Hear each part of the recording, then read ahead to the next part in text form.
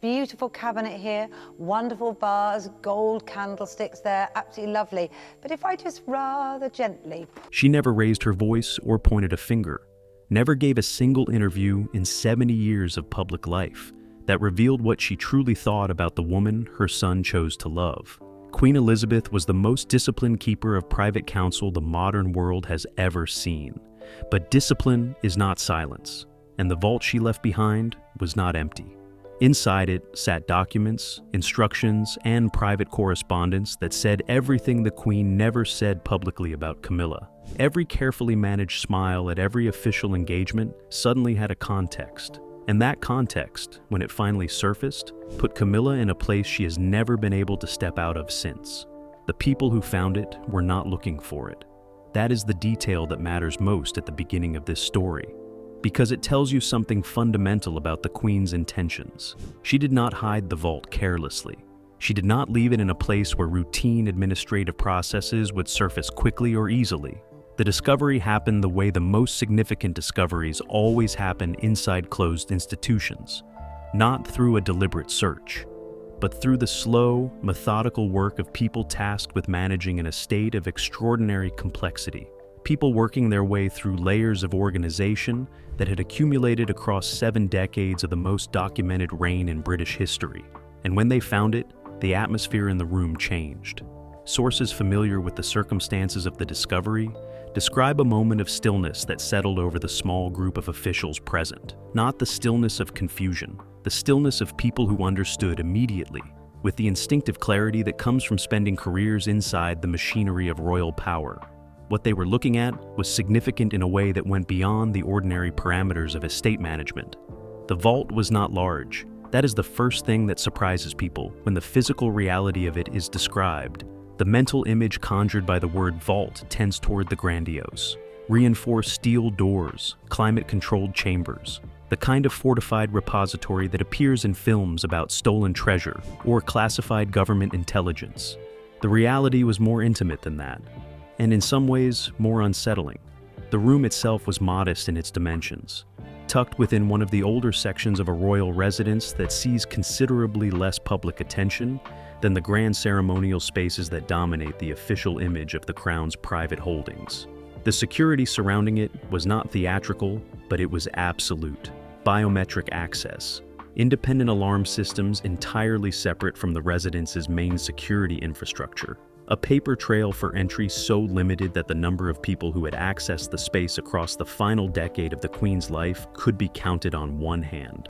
That level of security tells you everything about how seriously the Queen regarded what it contained. The Royal Archives at Windsor hold the official record of the Queen's reign, correspondence with prime ministers, state papers, the formal documentation of 70 years of sovereign decision-making that historians will spend generations working through.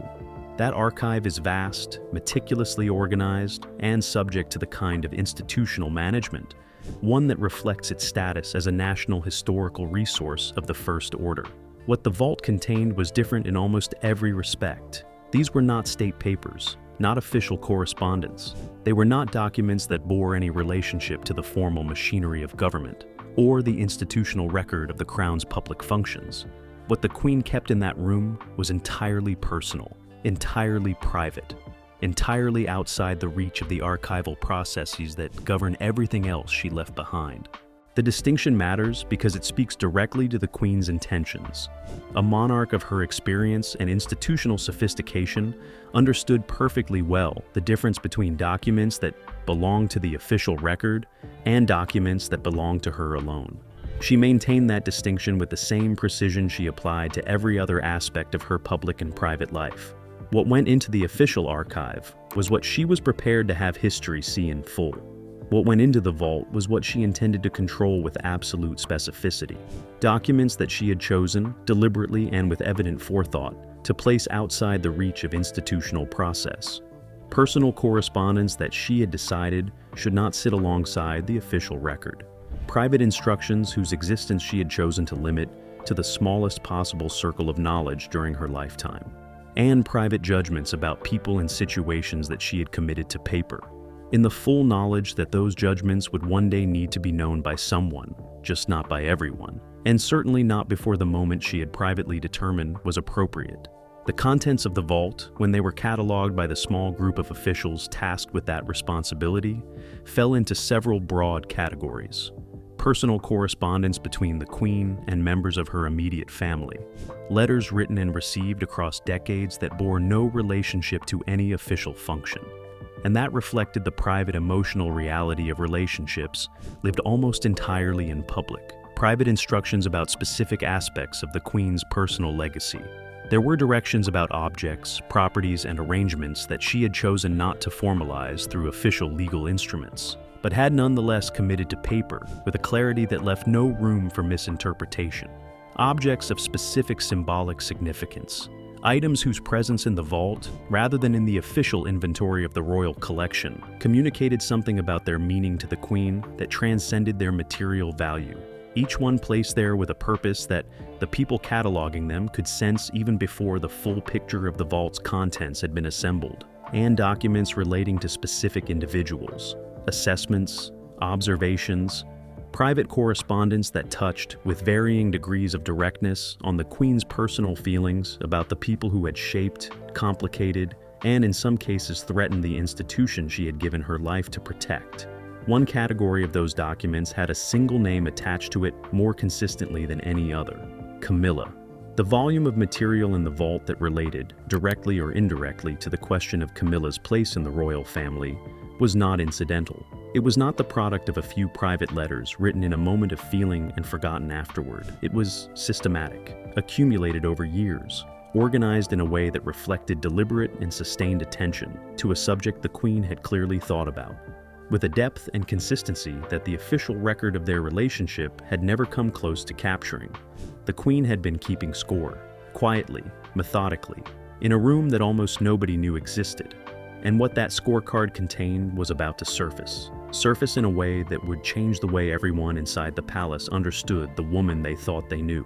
The official story has always been one of reconciliation, a difficult beginning, a long and painful middle, and then, gradually, through the patient work of time and institutional necessity, an arrival at something that looked, from the outside, like acceptance.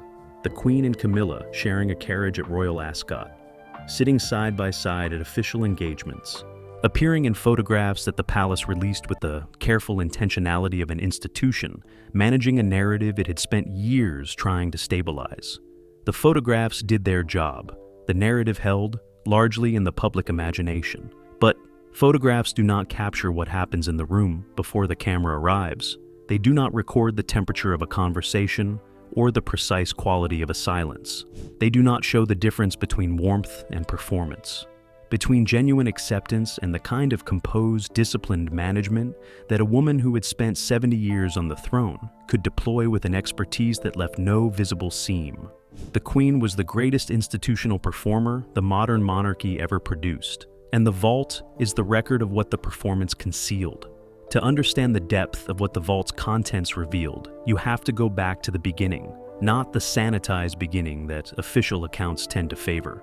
The real beginning, the one that unfolded across the 1970s and 1980s, in drawing rooms, country houses, and private conversations that the public was never meant to hear about, as Charles and Camilla developed a connection that would eventually reorder the entire royal family. The Queen knew about the relationship earlier than most official accounts acknowledge. The close circle of courtiers and household staff who managed the intimate logistics of royal life saw it all. They were not blind to what was developing between the Prince of Wales and the woman he had known since their introduction in 1971. Information of that sensitivity traveled quickly through the channels that served the sovereign's household, and the Queen received it with the same composed attention she gave to everything that touched the stability of the institution she governed. Her private response to what she learned was not the response of a mother exploring a son's complicated romantic life. It was the response of a sovereign calculating the institutional implications of a situation that carried significant risk. The risk was Diana. The marriage between Charles and Diana in 1981 was not simply a royal wedding.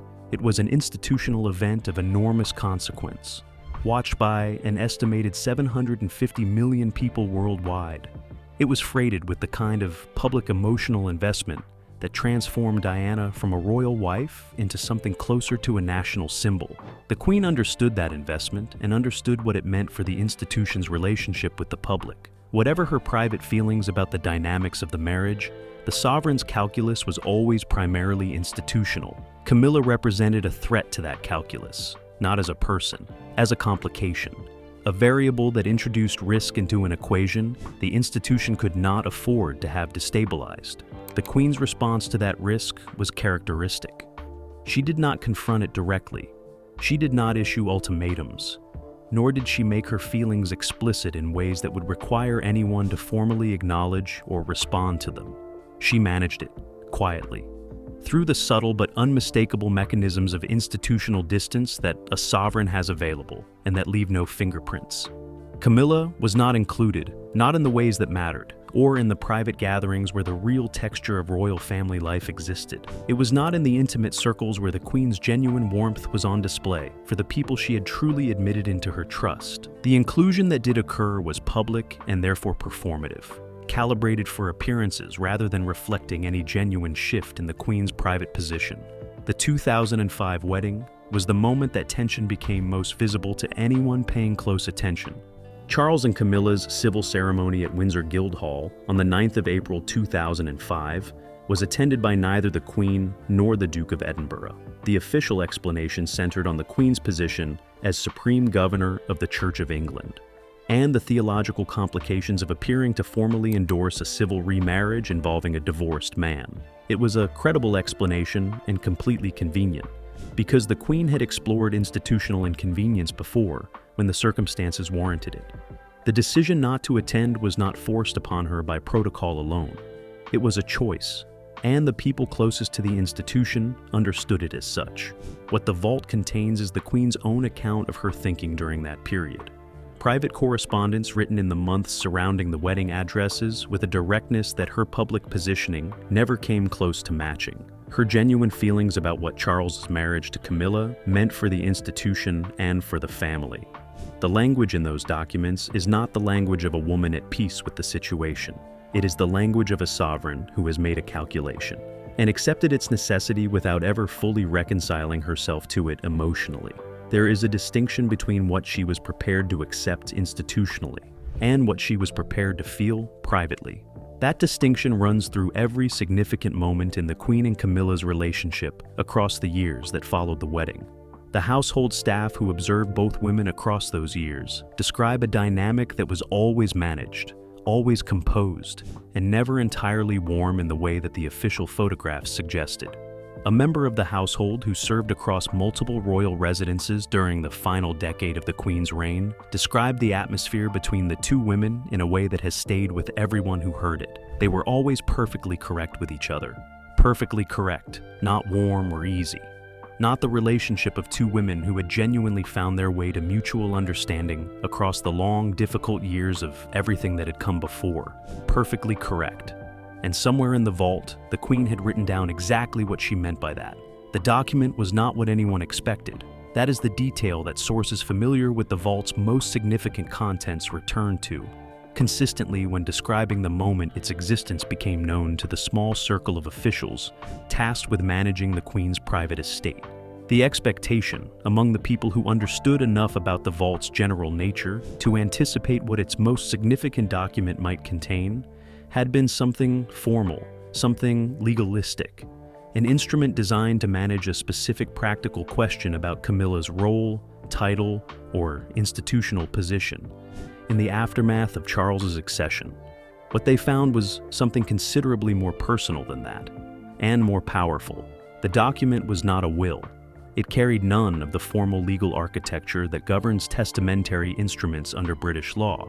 It was not a royal warrant or an official instruction of the kind that the palace's legal machinery would be required to formally process and implement.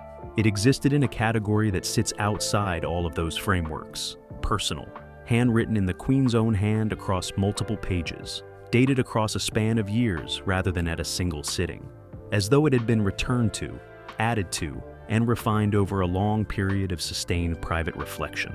Sources describe it as a document that reads less like an instruction and more like a reckoning A private, sustained, meticulously detailed reckoning with the question of Camilla's place in the royal family, written by a woman who had spent decades managing that question publicly, with a discipline that gave nothing away.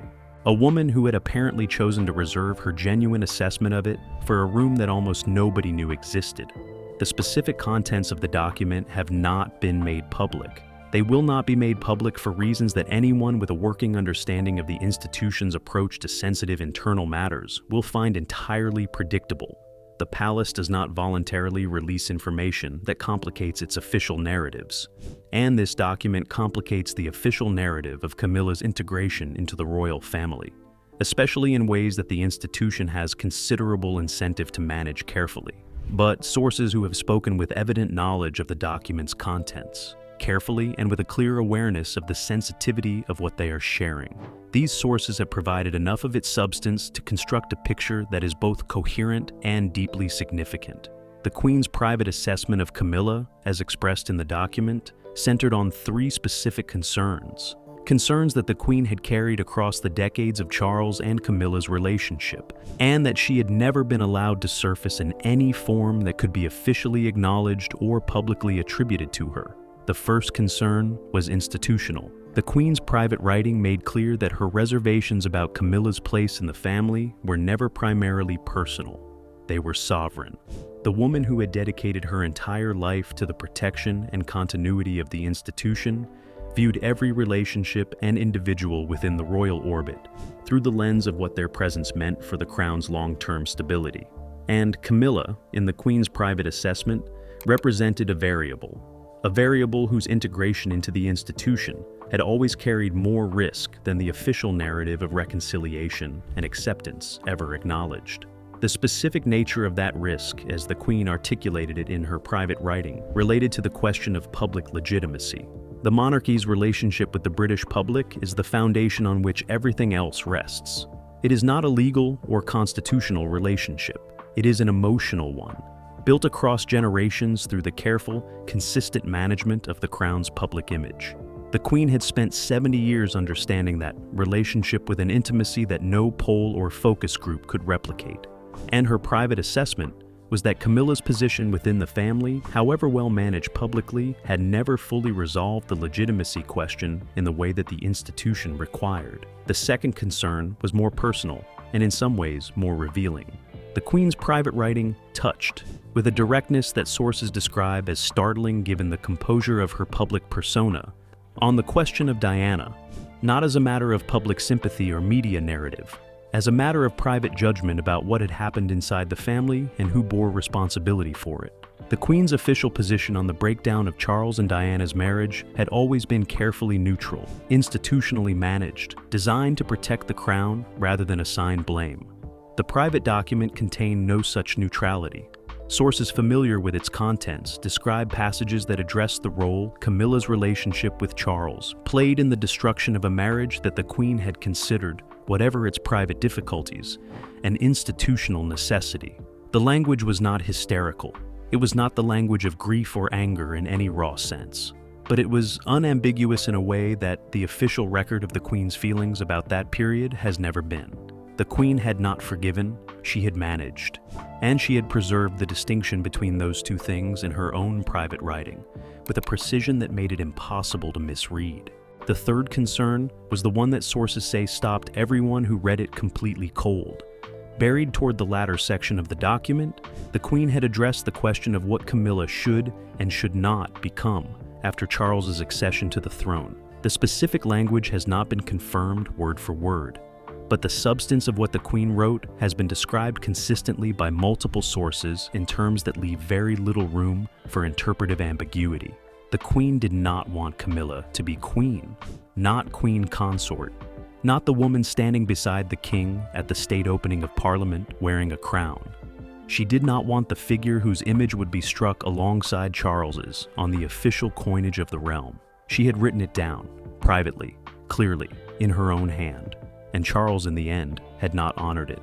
There is a particular kind of weight that comes from knowing something you cannot unknow, from holding information that sits in direct and irresolvable tension with a decision you have already made, a decision you made publicly, formally, and with the full institutional authority of the crown behind it.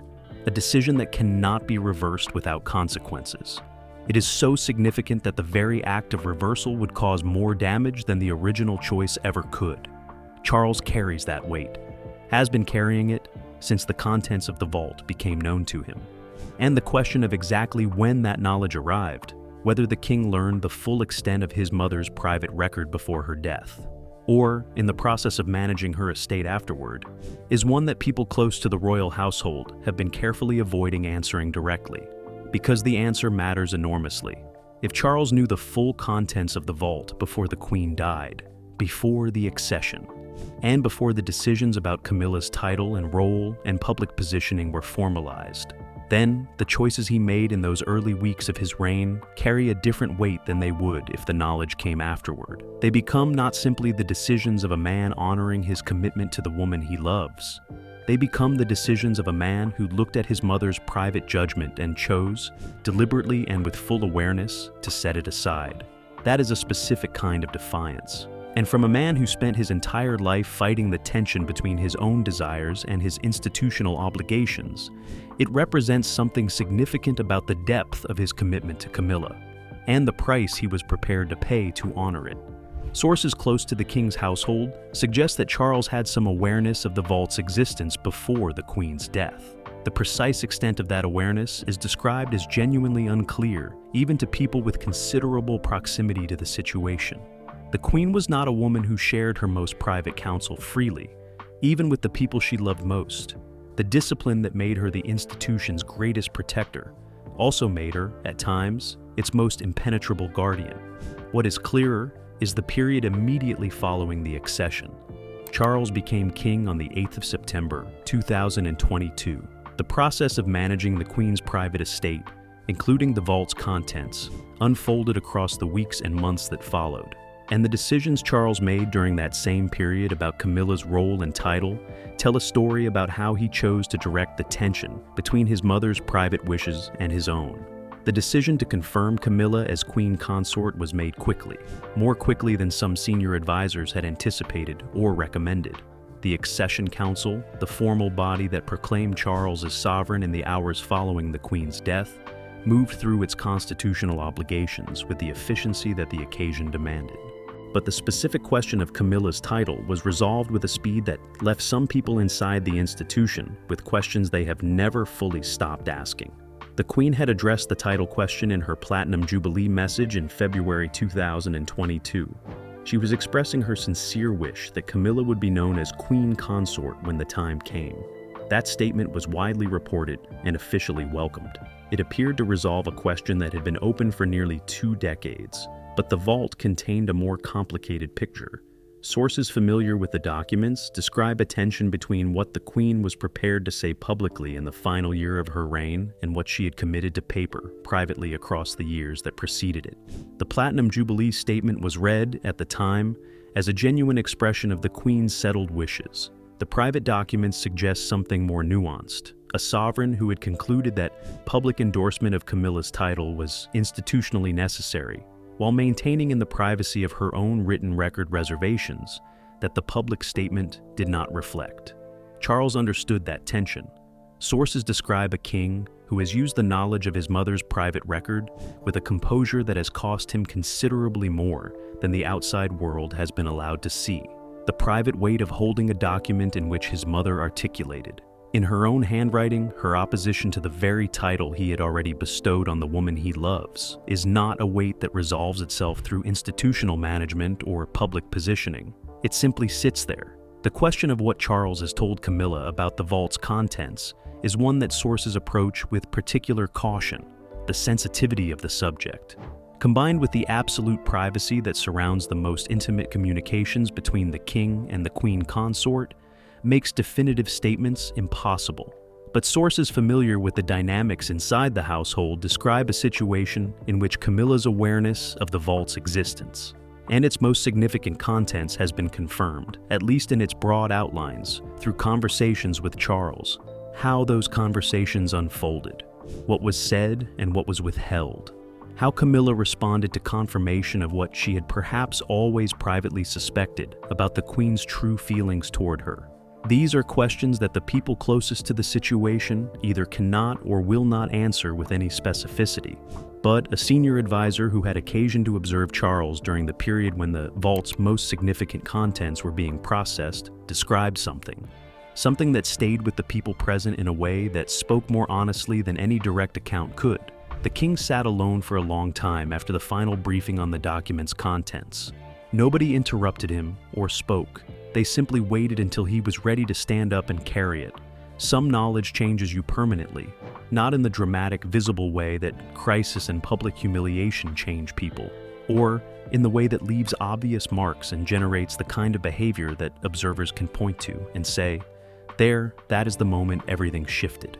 The knowledge that changes people most permanently is the quieter kind, the kind that arrives and settles into the foundation of how a person understands their own situation, their own history and position in the world, the kind that cannot be unfound or unfelt, no matter how composed the exterior that contains it. Camilla received that kind of knowledge, and the woman who emerged on the other side of receiving it has been operating ever since, with an awareness that the public performances of her role as queen consort have never fully reflected and were never designed to. The precise moment when Camilla's awareness of the vault's most significant contents crystallized is not something that sources are willing to place on a specific timeline with any confidence. The sensitivity surrounding the king and queen consort's private communications makes that kind of precision impossible from the outside. What sources are more willing to address is the period in which a noticeable shift in Camilla's private demeanor and institutional behavior became observable to the people closest to her household. That shift began in the months following the accession, in the period when the vault's contents were being processed, and when Charles was exploring the impossible position of holding his mother's private judgment, holding it alongside his public commitment to the woman beside him on the throne.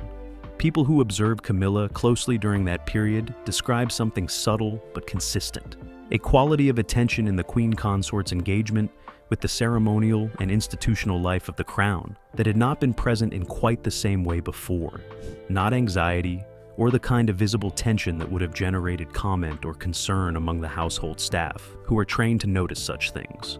Something more deliberate than that, more considered, as though Camilla had restructured her understanding of her own position and was now operating from a different set of internal coordinates. Sources close to her household describe a woman who had always been resilient, but who had in this period developed a quality of resilience. Resilience that went beyond the survival instinct that had carried her through the most publicly brutal years of her life. This was not the resilience of a woman enduring attack from the outside. This was the resilience of a woman who had absorbed a specific and devastating private truth and had made a deliberate choice about what to do with it. She chose to carry it without letting it show. That choice is more significant than it might initially appear, because the easier response to confirmation that the most powerful woman in the royal family had never truly accepted her, and had in fact committed that non-acceptance to paper in her own handwriting with a clarity that left no interpretive escape, would have been to contract, to pull back from the fullness of the role, to invest less of herself in an institution whose founding matriarch had privately judged her unworthy of the position she now held. Camilla did the opposite. The public record of the queen consort's institutional engagement in the period following the accession reflects a woman who expanded her commitment to the role rather than retreating from it. The patronages taken on, the public appearances made, the careful, consistent work of building a public identity that was distinctly her own, rather than simply a reflection of her proximity to the king. All of it carried forward with a discipline and an energy that the people who know about the vault's contents read with a specific understanding that the general public does not have access to. There is a particular public moment that sources familiar with the vault's contents describe as impossible to watch. It's hard to watch without understanding it differently from how the rest of the world saw it. During a formal state occasion in the period following the accession, Camilla was photographed. She was caught in a moment of apparent composure, so complete and entirely self-contained. So much that several commentators remarked on it at the time as an example of her growing confidence in the role. The image circulated widely. The response was largely positive. A queen consort fully inhabiting her position. A woman who had traveled an extraordinary distance to arrive at that moment of visible assurance. The people who knew what she was carrying when that photograph was taken saw something different in her eyes. Not confidence, determination.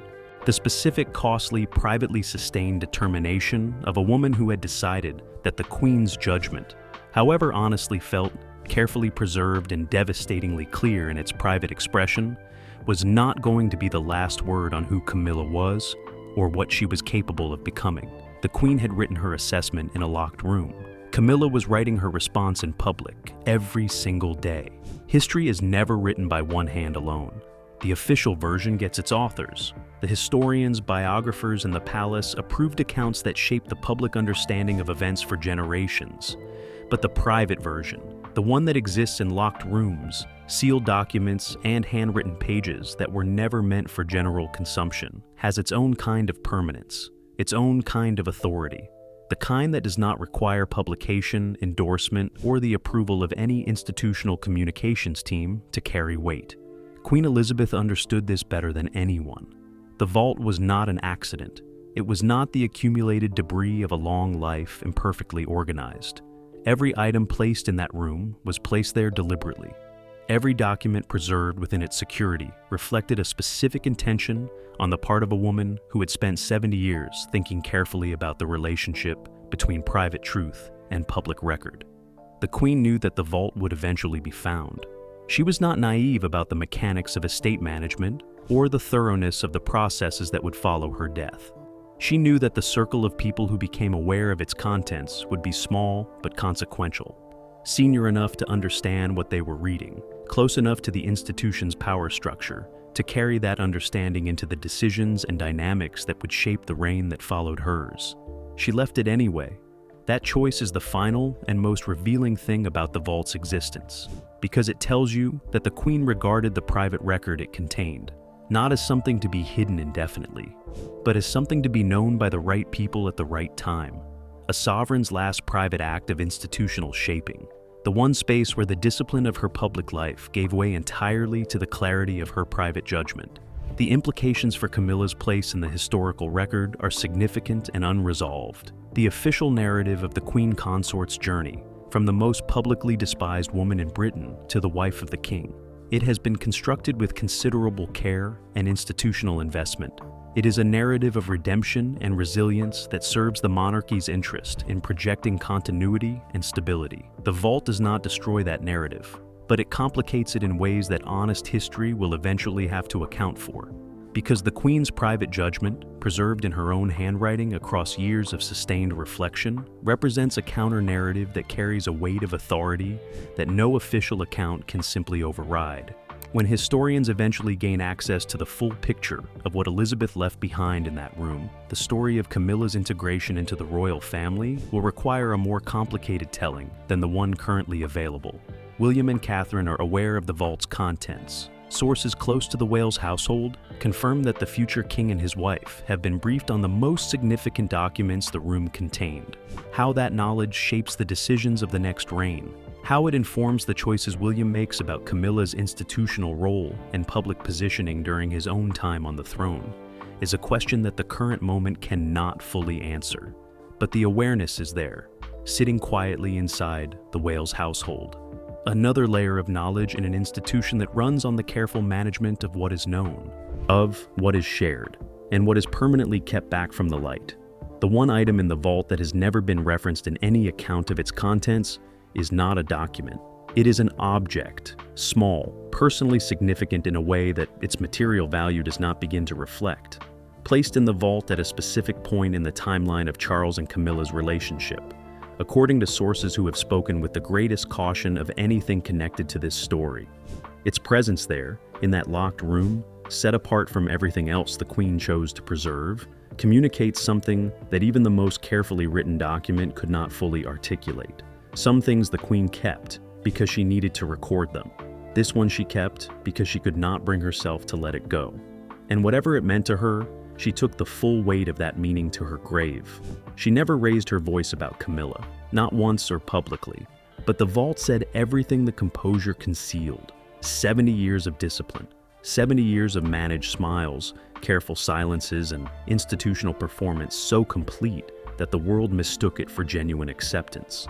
The room told the truth that the rain never did. Camilla survived it, adapted to it, built something real inside an institution whose founding matriarch had privately decided she did not belong there.